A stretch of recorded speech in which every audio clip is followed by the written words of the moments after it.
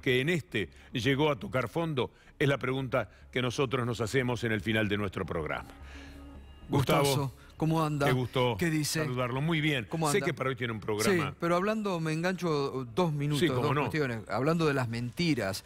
Hoy la justicia, recién usted lo comentaba con Darío Villarruel, que es un tema para reiterar.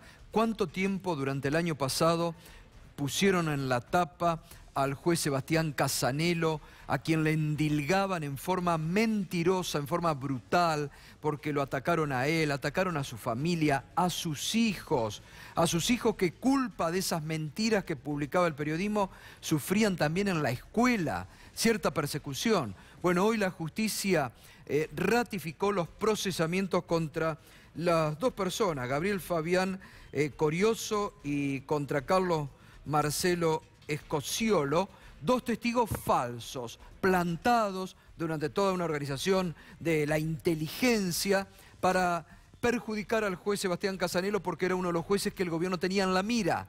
Lo quisieron perjudicar. Por suerte todavía hay una justicia que investiga y dice: estos 2 falsos testigos están procesados por falso testimonio y bueno, salvan el honor de un juez que realmente es impecable y austero como no hay, como pocos en la justicia federal. Mi puente, ¿no? Gustavo, con la gente es pedirle que exijan al periodismo que el límite es la mentira. Claro, es decir, usted exacto. dice cosas con las que pueden estar en desacuerdo Exacto. muchísimos, por supuesto, también conmigo, pero el límite tiene que ser la mentira. Se Exacto. puede discrepar en las opiniones, en la interpretación de los hechos, pero no se puede mentir en los hechos. Y mire cómo se mintió con el caso, usted lo acaba de recordar, el caso Santiago Maldonado. Bueno, otra novedad, acaba de sacar el Comité por la Desaparición Forzada de la ONU un durísimo documento contra el gobierno. Le pide esclarecer en forma prioritaria el caso Maldonado y ya este Comité por la Desaparición Forzada de la ONU le pide al gobierno que investigue a la gendarmería y que la saque de la investigación.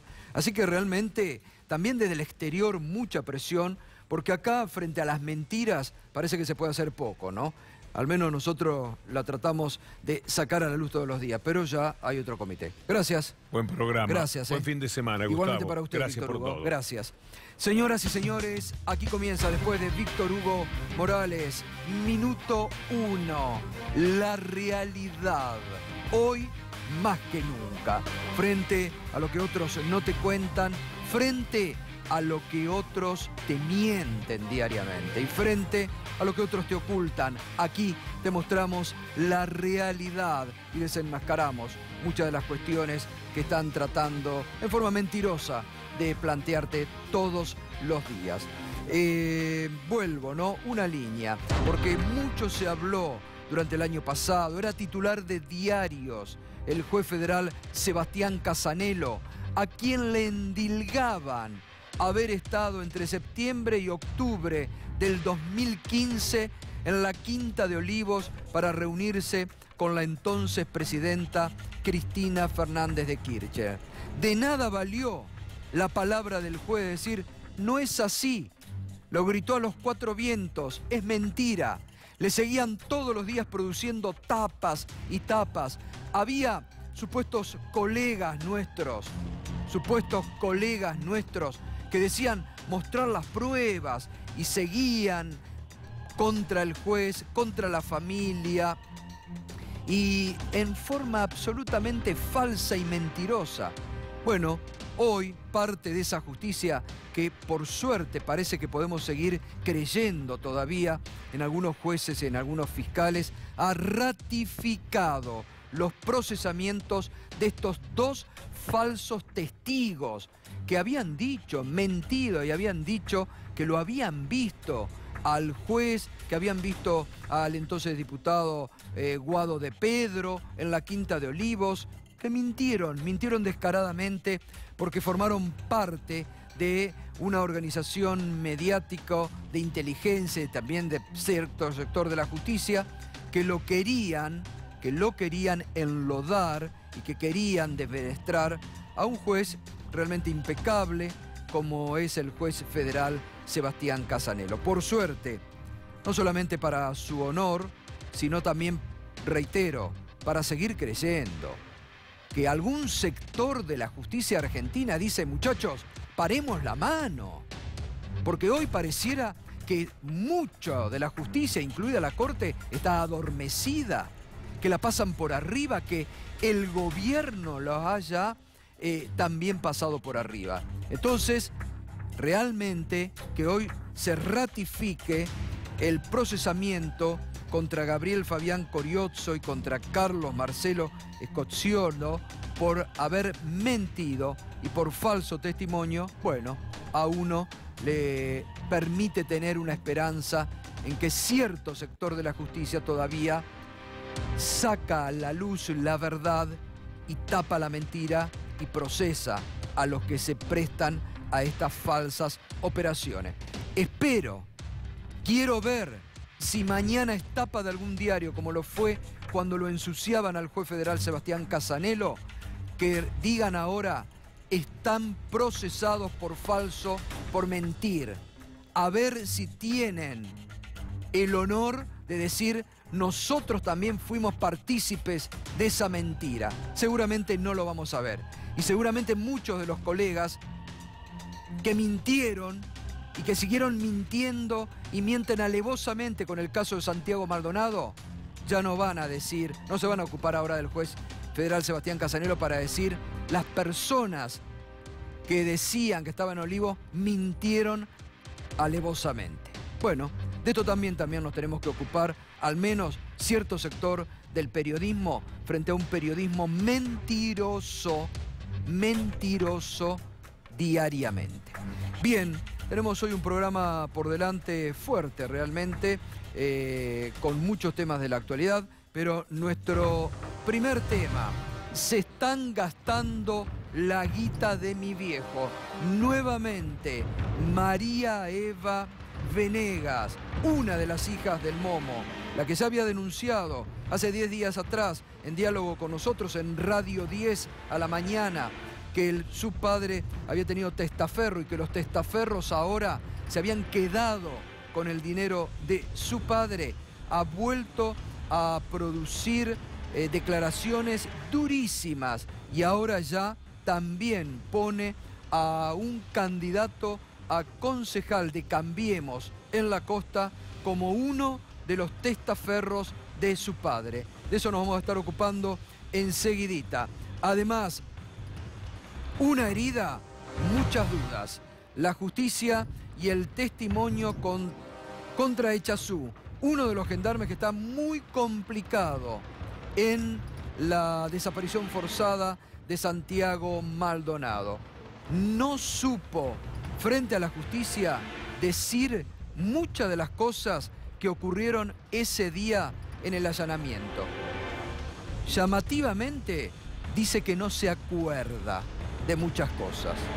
Y además, el gobierno se adueña del Estado. El Comité Nacional de Defensa de toda la cuestión vial ha producido hoy un duro documento contra la privatización de Vialidad Nacional. De eso también se va a seguir ocupando esta noche Alejandro Berkovich. Muy bien, y además tenemos la campaña, ¿no? La campaña que está a full.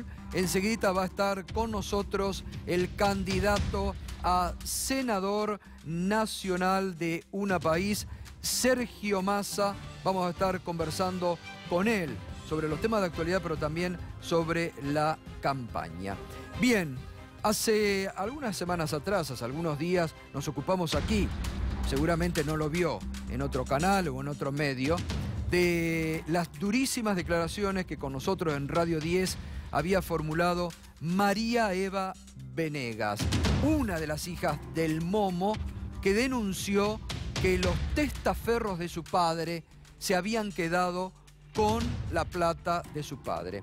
En ese momento ella dijo que habían declarado a su padre 3 millones de pesos, pero se estaba hablando de una fortuna incalculable y que de esa fortuna los testaferros se habían quedado y no le estaban dando un peso a ella. Bueno, ahora apunta contra esta persona que ustedes están viendo en pantalla, que es Marcos García, candidato a concejal de Por Cambiemos en el partido de La Costa.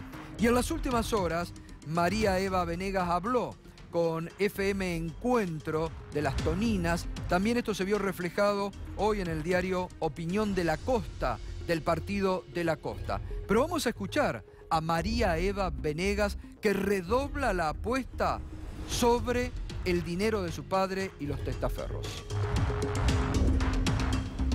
Marcos García, Cotoco García, vos lo conocés como Cotoco García. ¿Qué opinión te merece él? Fue un traidor, un garca, la verdad, mi padre confiaba mucho en él, y realmente estuve en el relator de mi padre y me dijo María Eva, que tranquila, no sé qué habrá hecho con la plata que le dejó mi padre para la campaña, porque encima antes de casa se compró autos nuevos, por lo menos. Se compró autos nuevos. Él tiene, con Ayala, tiene trato. Sí, directo, línea directa. Vos decís que es un garca. Es un garca, es un traidor. Además, estuve leyendo comentarios en los cuales había insultado a una mujer que tenía ya... Mi papá lo quería mucho, porque a mí era una persona que me parecía media chocante porque para hablar y todo así, o sea, como muy... ¿Cómo te puedo explicar? Muy vulgar. Todo, a ver, el señor era muy despectivo para hablar de otras personas. Le sacaba el cuero a Ayala y a todo el mundo y ahora son muy amigotes. ¿Y por qué decís que Marcos García lo cagó a tu papá? Porque Marcos García tenía dinero de mi padre y como sabe que yo estoy haciendo toda esta movida, se la está gastando muy rápido. O sea que por ahí apuntaba yo. Esta plata que vos reclamás se la está gastando en autos y en la campaña. En la campaña, exacto. Sí, él tenía dinero que mi padre... O sea, hay un montón. Cuando yo hablo, hay un montón de personas que tienen que dar la cara. Lo que pasa es que aún estoy esperando que alguno se arrime, ¿verdad? Sí. Y este señor Cotoco, que obviamente no me parece que sea la persona adecuada para ganar absolutamente nada. O sea, hoy sí mi padre, porque mi padre lo tenía controlado. Sí. Mi padre no puede ganar ni a la payana. ¿Verdad? Es una mala imagen para Cambiemos.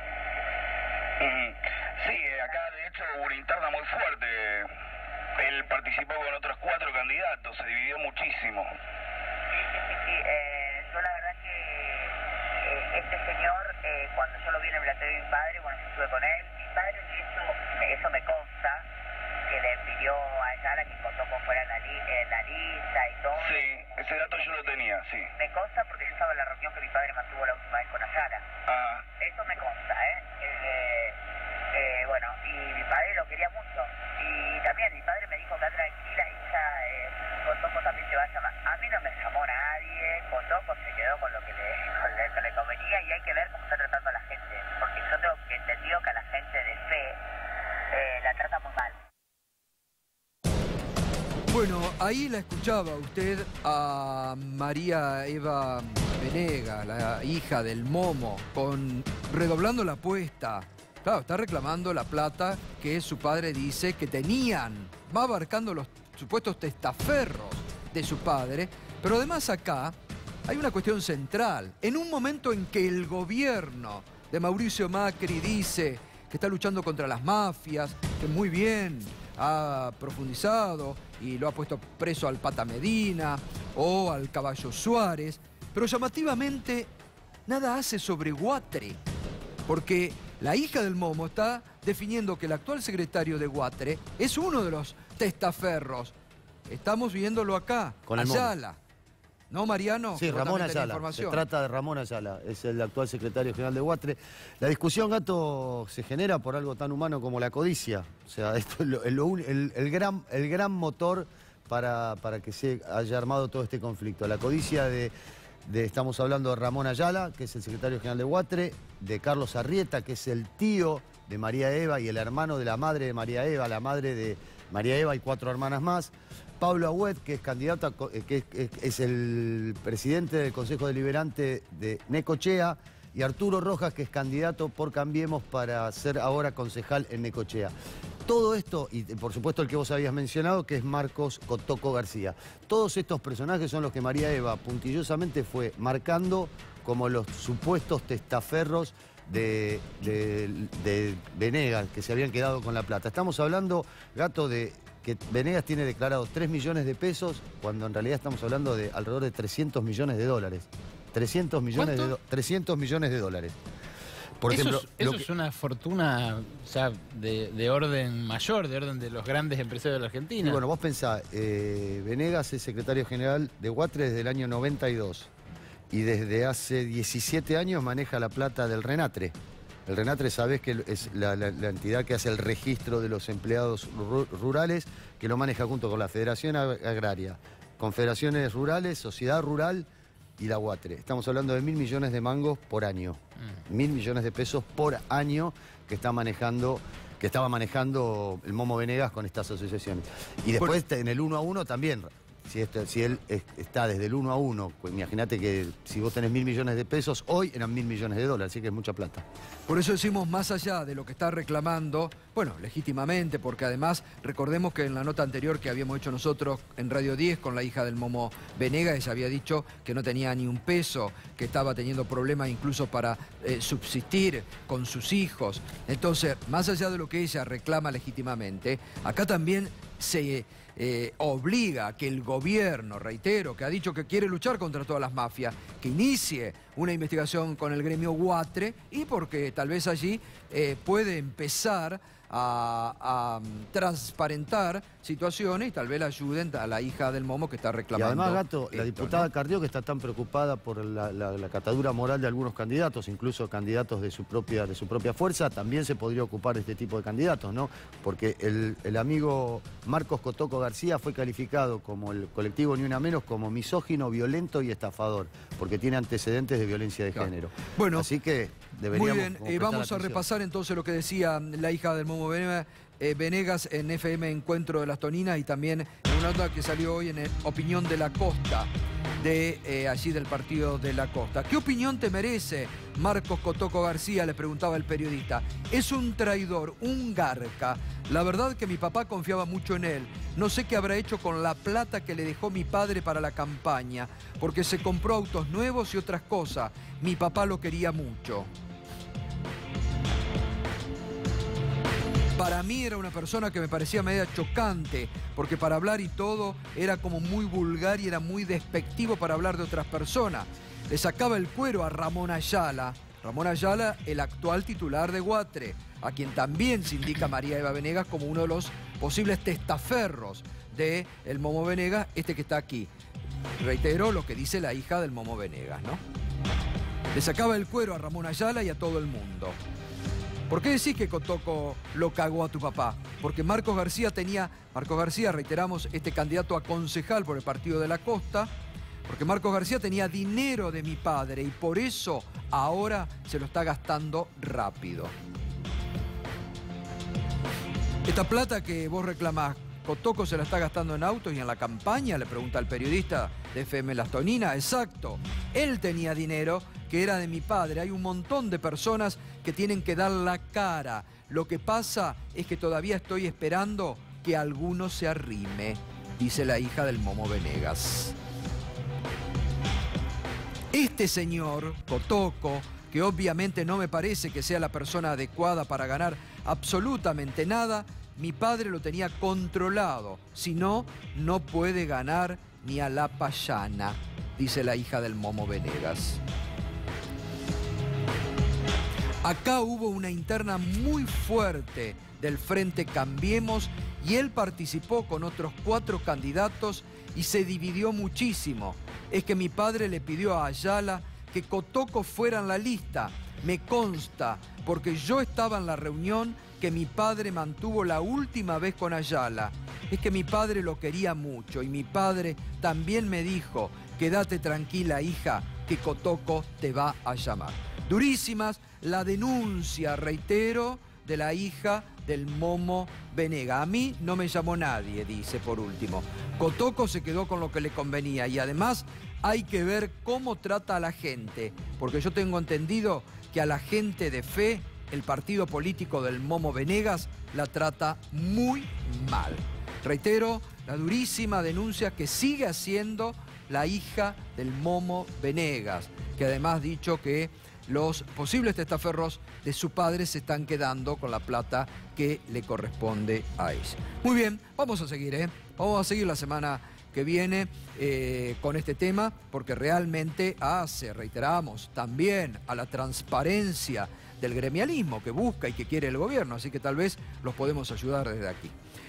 Caso Maldonado, se conoció hoy una encuesta, bueno, antes vamos con esto también que hoy se ha conocido, la declaración ante la justicia del gendarme Echazú sobre las heridas, sobre su participación en el allanamiento a la Pulov Cuyamén, sobre por qué volvía en esta foto. Le preguntaron por qué volvía con esta foto con el arma reglamentaria que no podía tener. Bueno, vamos a ver lo que dijo él ante la justicia.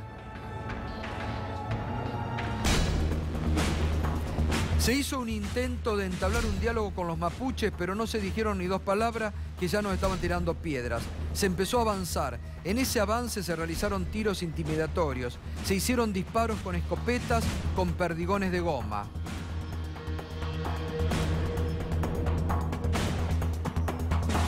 Avanzamos y logramos tomar posición en la ruta, pero llegó un momento que no se podían aguantar las piedras. Avanzamos hacia el predio y ahí es cuando recibo el impacto de una piedra, justo enfrente de la tranquera del Pulov.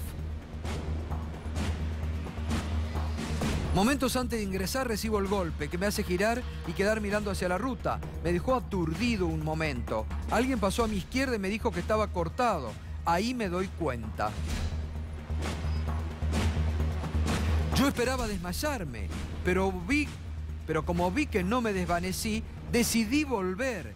Ingresé al predio a través de la tranquera abierta, seguí hacia el río y cuando llegué a la pendiente me dieron el armamento que yo tenía. Descendí y ahí estaba el cabo Soilán y le pregunté hacia dónde se fueron.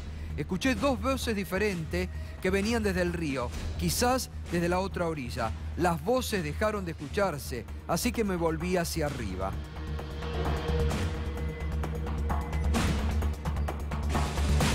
Bueno, esto es parte de lo que también él dice, que en un momento le preguntan, ¿no? ¿Qué había pasado ahí? Dice, tengo un lapsus, no me acuerdo. Llamativamente se acuerda de muchas cosas, pero de los hechos principales, de lo que aconteció sobre el río, por qué él recibe esas heridas, que no es una, son 5 heridas las que tiene. Y también tiene aparentemente arañazos, como que luchó cuerpo a cuerpo con alguien. Ahí lo vemos con el rostro más ensangrentado, además. Pero él llamativamente recuerda algunas cosas y llamativamente de otras no se acuerda. Bueno, lo tendrá que investigar la justicia. Y hay una encuesta que hoy publicó el diario, que se publicó en perfil.com, sobre el caso Santiago Maldonado, que realmente está muy interesante. ¿Cómo opina la gente? Para usted, ¿el gobierno de Macri está actuando correctamente en la búsqueda de Santiago Maldonado? Sí, 28%. No sabe, no contesta, 29%. Mayoritaria la opinión. 43% de los argentinos consultados dicen que el gobierno de Macri no está actuando correctamente en la búsqueda de Santiago Maldonado. ¿Qué más le preguntan? ¿La Gendarmería tiene alguna responsabilidad en la desaparición de Santiago Maldonado? Mayoritariamente es contundente, que sí tiene responsabilidad la Gendarmería en la desaparición de Santiago Maldonado, el 48%. No sabe, no contesta el 31% y no el 21%. Esto es de Opina Argentina, la encuesta. 48%, ¿eh? La propia fuerza es la que tiene que dar explicaciones. Y fíjese lo que acaba de producir el Comité para la Desaparición Forzosa de Personas de la Organización de Naciones Unidas. Un durísimo documento contra el gobierno del presidente Macri, pidiendo que se esclarezca justamente, dice el Comité contra la Desaparición Forzada de este organismo, deja ver su preocupación por la falta de avances en el caso Maldonado y mantiene en el centro de su hipótesis la actuación de Gendarmería. Por eso le pide al gobierno esclarecer de forma prioritaria la participación de esa fuerza federal en los hechos ocurridos el 1 de agosto dentro de la Pulov Resistencia Cuyamén, donde se vio por última vez al joven de 28 años. La ONU le solicita al gobierno esclarecer de forma prioritaria la participación de gendarmería en los hechos y, en caso de demostrarse, establecer y sancionar sus responsabilidades, tomando en cuenta que la identificación de los perpetradores de la desaparición forzada puede resultar clave para ubicar a la persona desaparecida. Este es un documento que acaba de dar a conocer el Comité por la Desaparición Forzosa de Personas de la Organización de Naciones Unidas, que le pide al gobierno de Macri que haga algo para encontrar a Santiago Maldonado. Bueno, y elecciones. Hoy habló justamente... Cada vez que se termina una obra es realmente una fiesta y el comienzo de muchas cosas. Porque, como decía María Eugenia, a partir de que se termina una obra empiezan muchas otras cosas nuevas. Alrededor de poder viajar es hoy. Viajar seguros, viajar más rápido, viajar cómodos. Esto está sucediendo en Rosario, está sucediendo en Santa Fe, va a suceder en Neuquén y va a seguir sucediendo en muchos lugares de la Argentina. Se acabó eso de que una obra empiece y no se sabe cuándo termina. Se acabó que una obra es sinónimo de corrupción. Una obra es alegría, una obra es futuro, una obra es progreso. Y eso es trabajo para mucha gente cuando lo hace. Y es trabajo para mucha gente cuando termina, porque vamos a tener más oportunidades de crecer. Son rutas, son puentes, son aeropuertos, son puertos, es energía. Bueno, y la expresidenta Cristina Fernández de Kirchner hoy estuvo en Berazategui, también en campaña. La verdad que no hay control. Y la verdad que la gente se defiende como puede, pero ante la pérdida de los puestos de trabajo, ante la pérdida del poder adquisitivo de los salarios, ante el aumento constante de precios de alimentos, de remedios, lo que queda, mis queridos amigos y vecinos de San Francisco Solano, es ponerle un límite al gobierno este 22 de octubre en las próximas elecciones. Yo creo que hasta en algún momento es como que quisieran provocar, ¿no? Como que quisieran enojar. Y yo creo que lo menos que tenemos que hacer es enojarnos. Al contrario, tenemos que organizarnos, todos, absolutamente todos, para defender los derechos, para recuperar esos derechos. Yo creo, sinceramente, que tenemos todos juntos, solidariamente, que esa mayoría que se manifestó el 13 de agosto en contra de las políticas de este ajuste económico se exprese a través de Unidad Ciudadana como la fuerza con mayor capacidad para ponerle un límite al gobierno. Bueno, muy bien, allí estaba la expresidenta y el presidente Macri en plan electoral también inaugurando obra pública. Y estamos con Leandro Santoro, candidato a legislador porteño, y también con Sergio Abrevaya, también candidato a legislador porteño. Muy polarizada la elección. ¿Qué es lo que se juega de cara al 22 de octubre? Bueno, en principio lo que te decía Cristina, o lo que nos contaba Cristina, se plebiscita un proyecto económico que concentra la riqueza, que endeuda a la Argentina y que además tiene comprometido un ajuste muy fuerte para después del 22 de octubre. Entonces es muy raro lo que ocurre en la Argentina porque te avisan a través del diario La Nación que terminadas las elecciones te van a aumentar la luz, el gas, el transporte, que van a ir por una reforma laboral para flexibilizar el trabajo y que encima van a hacer un ajuste importante sobre las jubilaciones. Entonces la verdad es que llama la atención llama la atención el blindaje mediático que este gobierno tiene, esencialmente porque las propuestas que está proponiendo para la Argentina son de corte recesivo y van a terminar por profundizar todos los males que hemos visto los últimos meses, ¿no? Básicamente el desempleo y la desocupación y la pérdida de poder adquisitivo del salario. Sergio Abrevaya, ¿y cómo hacen ustedes, por ejemplo, desde UNAPAÍ para salir frente a esta polarización que hay entre el gobierno y el kirchnerismo, Unidad Ciudadana o aquí en la ciudad de Buenos Aires? Bueno, vos sabés que estamos planteando el tema económico como eje central, ¿no? Pero con medidas concretas, van desde pymes, ganancias, todo lo que se trató y todavía lo que no se trató y se propuso. En la ciudad temas por el estilo, que van desde expensas, por ejemplo, tenemos una carga tremenda en el consorcista que vive en la ciudad de Buenos Aires, en lo que paga por mes, se han disparado los precios también ahí. Esa es nuestra agenda y nosotros creemos fundamentalmente que se juega el próximo Congreso. Vos preguntabas antes, ¿qué se juega? Se juega el próximo Congreso y se juega la legislatura, se juega la hegemonía. Y ya aprendimos lo malo que era tener una escribanía en los congresos anteriores a manos de un gobierno. Este tampoco la tiene que obtener y me parece, o no debería obtenerla, me parece que la gente debería mirar eso, no darle el control absoluto o la posibilidad de construir un control absoluto al PRO y en cambio votar un Congreso que casualmente le permita introducir este tipo de leyes o frenar la reforma laboral, por ejemplo. ¿Cómo cae en tema, recién estábamos hablando, por ejemplo, del tema Santiago Maldonado, 65 días de la desaparición, y donde el gobierno hace trascender a través de sus medios amigos que no es un tema electoral porque no le incide electoralmente, entonces no se preocupa, se acaba de sacar este durísimo documento del Comité por la Desaparición Forzosa de Personas de la ONU, reclamándole lo que está reclamando parte de la sociedad? Yo creo que este gobierno tiene cierta justificación para mentir. A mí me llama mucho la atención porque los medios masivos de comunicación no solamente toleran la mentira del gobierno, sino que incluso hasta la justifican. Y la estrategia electoral consiste en dividir al peronismo, cooptar una parte de ese peronismo para garantizar la gobernabilidad en el marco del Parlamento, desbaratar a la CGT también para evitar, digamos, la movilización frente al ajuste y esencialmente hablarle a una minoría.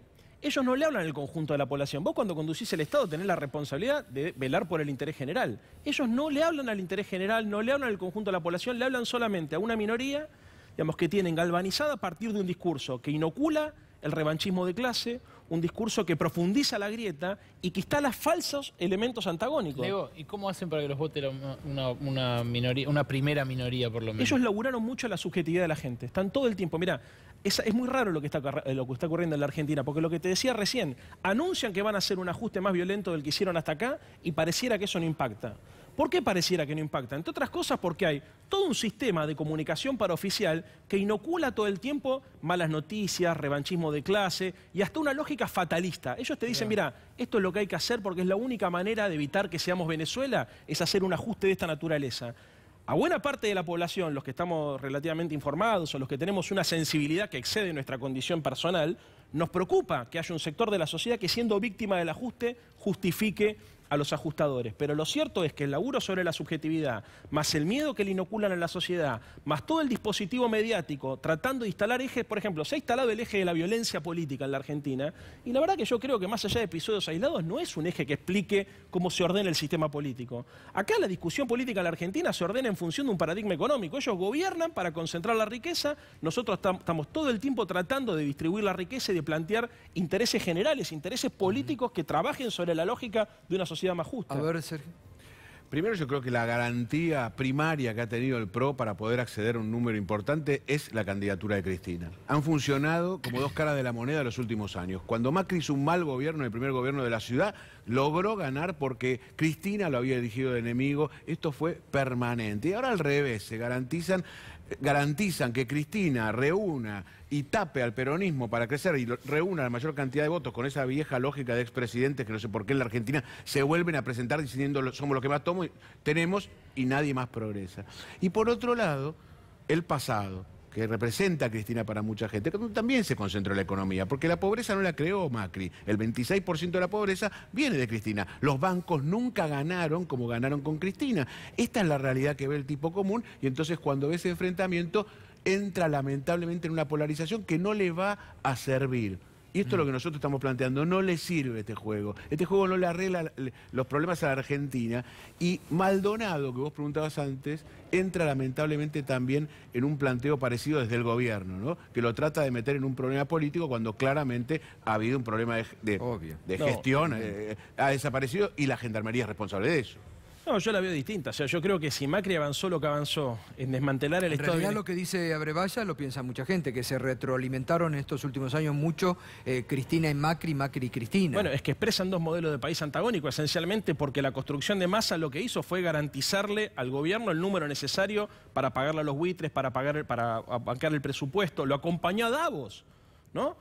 Respaldando el plan económico. Entonces, obviamente, digamos, a ver, es muy raro lo que ocurre acá, porque que desde el espacio político de Massa nos vengan a acusar a nosotros que le hacemos el juego al gobierno cuando fueron ellos los que le prestaron los diputados y los senadores para votar el paquete de ajuste, y cuando fueron ellos los que salieron a respaldar internacionalmente un programa económico que de entrada sabíamos que iba a provocar estas consecuencias sociales, llama la atención. Cristina tiene una peculiaridad, que es la dirigente política en la Argentina, que ocupa la centralidad y que polariza en términos ideológicos con este gobierno. El resto de los dirigentes políticos de la Argentina lo único que buscan es agarrar parte de las migajas que se le cae al PRO. Nosotros lo que buscamos es construir consenso social para construir una Argentina distinta, sin ajuste, sin endeudamiento, sin entrega, con inclusión social, que recupere la pyme, que recupere la producción y que recupere el consumo. Lo hubiesen hecho cuando eran gobierno porque la inclusión quedó en el 26% de la pobreza, que Massa es la fue parte de ese gobierno. Pero además, acompañar al principio al gobierno tenía que ver con que encontraban una Argentina en un problema serio. Esta era la situación en la que nosotros dijimos, bueno, hay una cantidad de leyes que los vamos a ayudar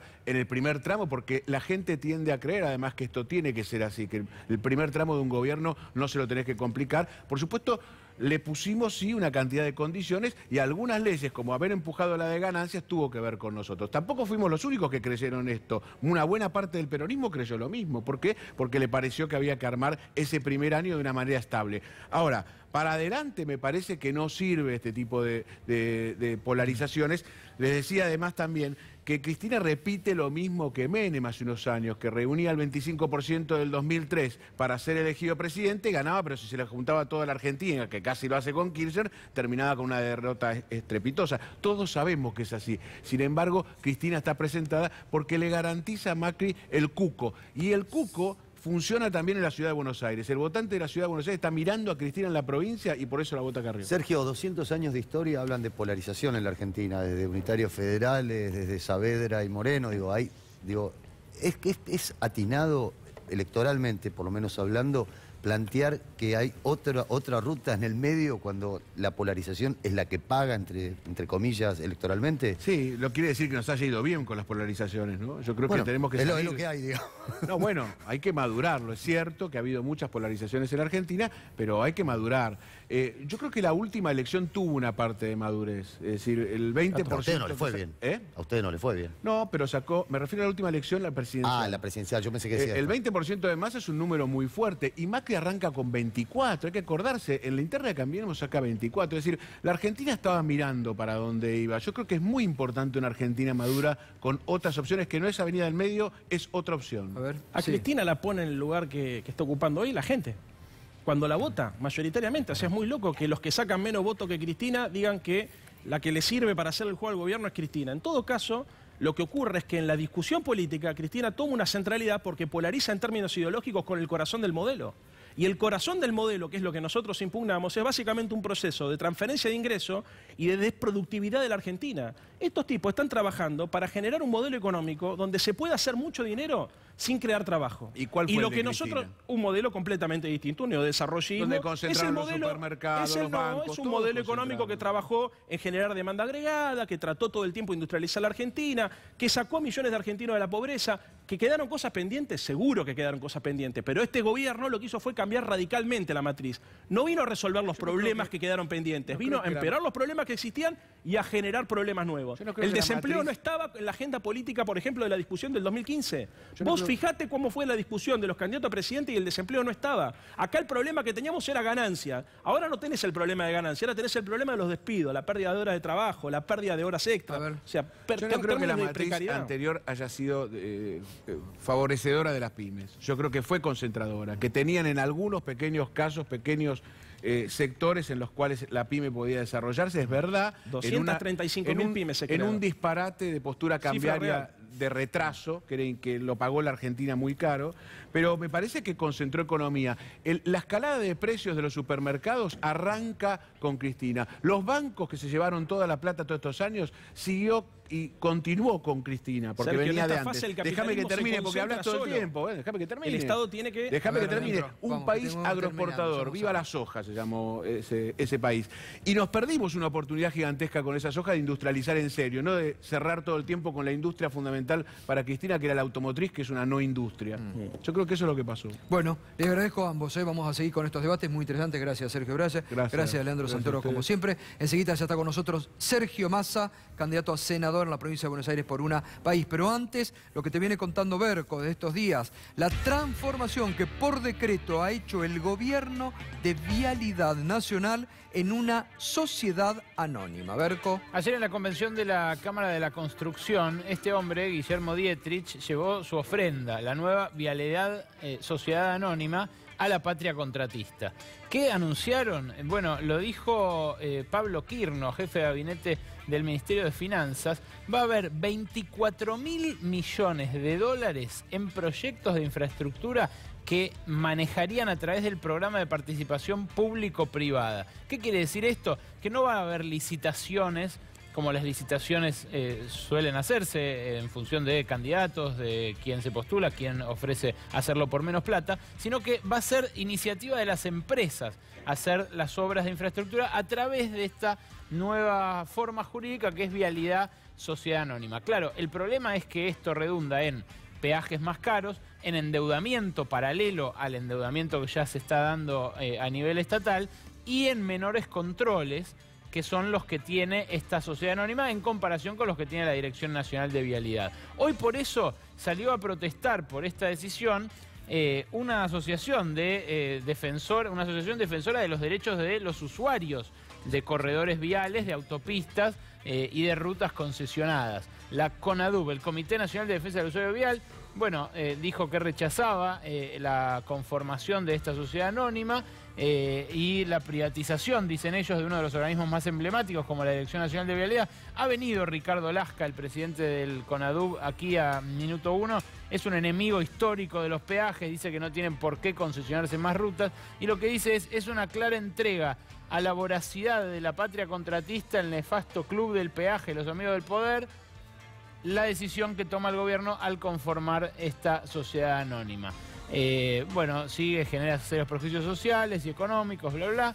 Queda claro que es una arremetida sin precedente alguno. Esto va en línea con lo que decíamos el día que leímos el decreto 794, el decreto del miércoles que sorprendió incluso a los contratistas. A esto no se animó ni Roberto Dromi en la época de Carlos Menem. El gobierno se adueña del Estado, dice este comité, y de sus bienes, deseando convertir al país en una empresa privada, Gato. Bueno, muy bien, Berco, gracias, porque lo hemos tratado aquí durante toda la semana. Sí, invitemos también el martes, compartamos la información, el martes los 6.000 trabajadores de Vialidad Nacional marchan al Congreso en defensa de sus puestos de trabajo y, por supuesto, en rechazo a esta decisión de convertirlos en una sociedad anónima. Sergio Massa, buenas noches. ¿Cómo le va? ¿Qué tal? Buenas noches. ¿Cómo Gracias, anda, Sergio, por estar esta noche con nosotros. Por favor, un gusto. Estamos toda la semana hablando de este tema con Berco. Esta transformación que el gobierno hace por decreto de Vialidad Nacional en una sociedad anónima. Primero, nosotros lo que estamos es mirando si corresponde ser investigado junto con la denuncia que ya hizo Margarita respecto de aumento de peaje con venta de acciones de compañías, ¿no? Porque estaba si corresponde ampliar, la del papá de Macri. Sí. Exactamente. Si corresponde ampliar o no la investigación con este tema. Lo segundo que me parece es que están preparando el camino para algún PPP, para algún amigo, ¿no?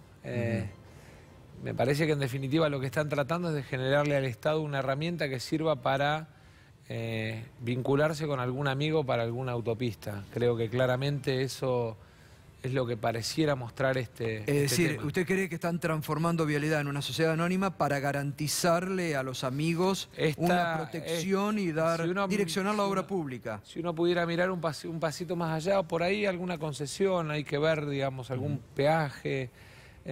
Digamos, no quiero prejuzgar, pero pareciera que es el camino más adecuado para construir un PPP con alguien por algún tema de peaje. Ahora, Sergio, ¿no ve usted como que este gobierno cada vez está, digamos, pasando por arriba con muchas instituciones, favoreciendo amigos desde el poder y con poca transparencia? Yo siento que el gobierno actúa con el si pasa, pasa, ¿no? Si pasa, pasa, y si no pasa... naturaliza todo. Exactamente. Y me parece que el problema más serio es que nos encontramos con una pérdida de presencia del Estado. El problema más serio es que la herramienta más importante que tiene la clase media, la clase trabajadora para defenderse es el Estado, que es el que regula las relaciones sociales. Cuando nosotros planteamos la importancia de la escuela pública, y algunos te contestan, bueno, pero finalmente a la escuela pública no va el hijo de nuestro votante, como me contestó un funcionario de Cambiemos, pero a la escuela pública va el pibe que es hijo de un laburante que tiene igualdad de oportunidades, que busca igualdad de oportunidades. Y me parece que lo mismo pasa con el tema trabajo, y lo mismo pasa con el tema pyme, y lo mismo pasa... Hay como vergüenza defender lo nuestro, y tenemos que tratar de lograr construir la idea de que defender lo nuestro es el camino para mejor vincularnos con el mundo. ¿Cuál es su posición sobre lo que se está hablando ahora, el CUS, la cobertura universal de salud? Que, dicho sea de paso, es bastante confuso todo lo que propone el gobierno, cuando todo en la Argentina sabemos que hay una cobertura universal de salud. En realidad lo que hay es por ahora un anteproyecto, ¿no? Como todo esto de vamos a reformar el sistema de impuestos, dice el gobierno. Pero lo pasa para después del 22 de octubre porque en realidad no lo quiere discutir en el proceso electoral. O sea... Ahí, discúlpame, Mariano, discúlpeme, hay una cosa en base a esto, lo que pregunta Mariano, en base a lo que usted está diciendo. Usted ha dicho algo que me parece muy representativo de esto. Deben ser proyectos muy feos para que el gobierno los cajonee ahora. Ahí es donde quería llegar. En la discusión. Si la reforma laboral, la reforma jubilatoria y la reforma de impuestos, más la reforma de salud, fueran buenas noticias para la gente, a 15 días de una elección se las mostraría. Si usted la esconde es porque evidentemente algo esconde. Entonces, nosotros tenemos muy claro que vamos a defender en el Congreso a partir del 10 de diciembre. En materia de reforma laboral no vamos a permitir recorte de ningún derecho. En materia de reforma jubilatoria sí queremos un cambio. El gobierno anterior usaba el Fondo de Garantía y Sustentabilidad para títulos públicos. Este gobierno lo usa para negocios de acciones, Solvay Indupa, para colocaciones en el fondo del ministro Caputo en Miami. Nosotros lo que decimos es, la plata que gana el Fondo de Garantía es para los jubilados y está planteado en una ley. Sirve para financiar el 82% móvil de la mínima, sirve para establecer el haber 14, que es un pago a fin de año de la mitad de lo que gana el Fondo de Garantía y Sustentabilidad. El año pasado, cada jubilado en la Argentina hubiese ganado 30.000 pesos más si la mitad de la plata que ganó el fondo del ANSES, 211.000 millones de pesos, se hubiese distribuido entre los jubilados. ¿Y a dónde fue esa plata? Bueno, por ejemplo, a colocarla en el fondo del ministro Caputo en Miami, en el Axis. Eso ya está siendo un acto de investigado. corrupción. Sí, está siendo investigado, está denunciado y está siendo investigado. Está denunciado por nuestro interbloque y está siendo investigado por la justicia. Pero digo, en el tema laboral, para que quede claro, nosotros no vamos a permitir que haya ni un solo retroceso en materia de derechos. Porque creer que el costo argentino es la vacación que tiene un laburante o la hora extra que hace un laburante, es un error. El costo más grave que tiene hoy la Argentina es el nivel de presión de impuestos, que además se agrava porque al aumentar la emisión de deuda, lo que usted está haciendo es aumentar la obligación de pago del Estado en términos de compromiso presupuestario, está haciendo inelástico el gasto.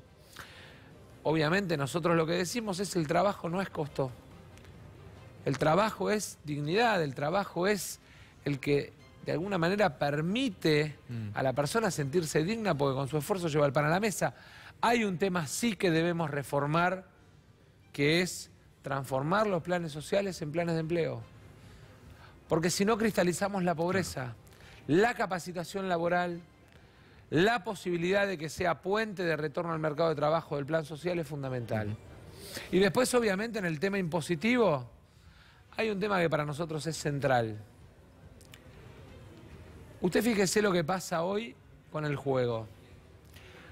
La ley establece que debieran de pagar más de 9.000 millones de pesos que no están pagando en impuestos. Las mineras se están salvando de pagar 11.000 millones de pesos por decisión del gobierno. Los bancos internacionales no están pagando casi 30.000 millones de pesos en lo que es la ganancia de los intereses por Lebac. 50.000 millones de pesos. Nosotros creemos que hay que bajarle el nivel de presión impositiva al comercio, a la pyme y obviamente eliminar el impuesto a las ganancias de los trabajadores y cobrarle a bancos internacionales, a mineras y a los dueños de bingos y casinos. Lo que pasa es que este gobierno empezó bajando 6 veces eso en retenciones a la exportación de granos. Desgraciadamente, pero primero, antes de que nosotros dos empecemos a hablar, yo le hice una disculpa en privado, que usted la contó, se la hago en público, porque los caballeros no son los que dicen una cosa en público y otra en privado, sino los que tienen la valentía de decirlo en público también. Así que así como en algún momento lo ofendí en público, ahora le pido disculpas, me parece que es de caballero. Aceptadas. Y desde ya... Por supuesto que en absoluto guía mi trabajo periodístico ninguna operación ni ninguna orientación política. Está claro. Pero de vuelta... Un momento de calentura lo tenemos todos, Berco. Lo entiendo. Incluso él. Incluso Berco, claro. También... no quiero ni contarle cómo estaba ese día. Perdón que lo interrumpí, pero me parecía importante. No, está bien, está perfecto. La cuestión es que esos cambios estructurales en lo impositivo no tuvieron gran oposición por parte de la oposición realmente existente. No digo renovador, no digo, no quiero hacer foco en ustedes, digo... Esa desfinanciación del Estado, que es la raíz del endeudamiento vertiginoso que estamos teniendo ahora, no es eje de campaña. Yo no estoy de acuerdo. Yo creo que el problema más serio es cómo está determinada la base imponible en el sector agropecuario para el cobro del impuesto a las ganancias y para el cobro de bienes personales. Pero las retenciones en el sector agropecuario nos quitaban la posibilidad de tener mercados. Y yo creo que fue bueno. En todo caso, el gran error fue no haber tomado la cadena de valor, sobre todo en lo que era en maíz, pollo, porcino, fue no haber tomado, pero en lo que es soja, nosotros teníamos ahí un problema de pérdida de mercado por falta de competitividad. O sea, entonces, no estuvo mal el gobierno en bajar esos 300.000 millones. Desde mi humilde punto de vista, ¿no? Y nosotros lo planteábamos también como una de las medidas a tomar si nos tocaba o si teníamos la responsabilidad de gobernar. Ahora, antes que usted llegue, estábamos haciendo el debate con Sergio Graya y Leandro Santoro, y bueno, ahí salió un poco lo que muchos dicen, que ustedes al principio del gobierno de Macri es como que le favorecieron muchas leyes, lo dejaron avanzar y ahora está muy envalentonado el gobierno. Mire, le voy a poner el paradigma de lo que en teoría debiera de ser la oposición. El otro día hice la cuenta y votaron más leyes del gobierno los senadores de Santa Cruz que nosotros. La verdad es que el otro día me trajo el informe Graciela Camaño y me sorprende, de alguna manera. Y además, yo le diría que cuando hay una responsabilidad de gobierno de unos, todos de una u otra manera articulan. Verlo a Debido, con Aranguren, defendiendo el negocio de electroingeniería de las represas de Santa Cruz, la verdad es que cuanto menos genera un poco de escozor. Pero yo no quiero entrar en eso, porque ¿sabe cuál es el problema? Seguimos discutiendo el pasado, Gustavo. Y nosotros hoy tenemos que corregir el rumbo del gobierno. Obvio, eso es lo principal. Y tenemos que empezar a construir además el futuro de la Argentina. Entonces, ¿y ese ¿quién futuro tiene más o menos dice, ¿dónde lo va a encontrar? ¿Lo va a encontrar, como dicen muchos, en el peronismo nuevamente? ¿A usted? Mire, yo, perdón, ¿no? Pero nosotros, desde el punto de vista de las ideas, venimos expresando al peronismo hace mucho tiempo.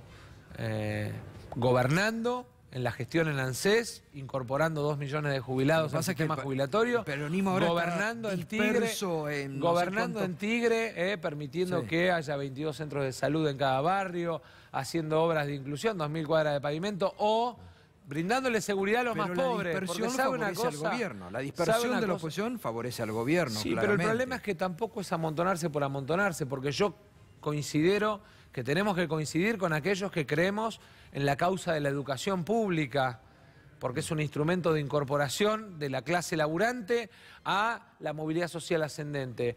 Yo creo que tenemos que coincidir con aquellos que creemos en la causa del trabajo como dignificante de la persona.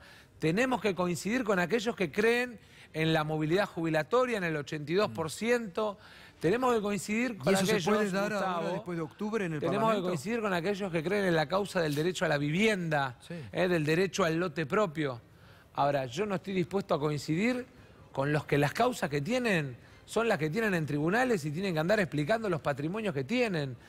Yo pasé 15 años por la función pública y no tengo ni más casas, ni más autos, ni más campos, ni más barcos, ni más aviones, ni nada que lo que tenía cuando ingresé. Entonces, los que usaron la causa del peronismo para en realidad cambiar la casa, el auto o comprarse aviones o hoteles, se lo tienen que explicar a la justicia. Y no tiene por qué comprometerse el sueño de construir una alternativa para la Argentina por causas de corrupción de aquellos que deben explicaciones. Ahora que ya, y una cosa más, que me parece importante, Berco, una cosa más, que me parece muy importante.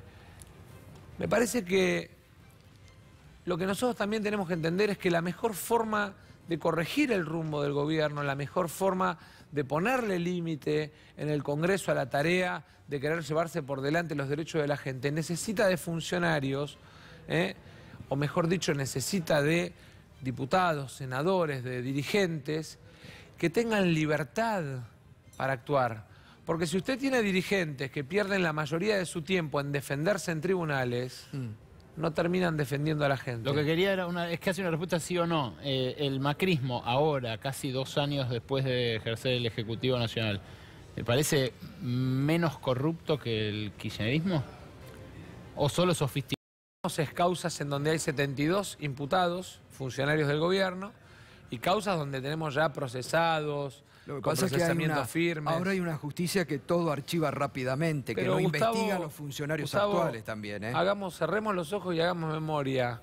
En el 2005 las causas que se movían eran las del menemismo, ¿no? Digo, me parece que también en esto hay que ser justo.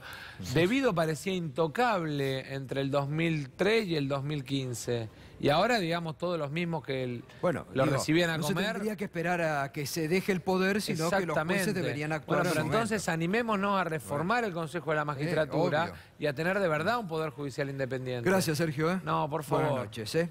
Pausa y ya volvemos.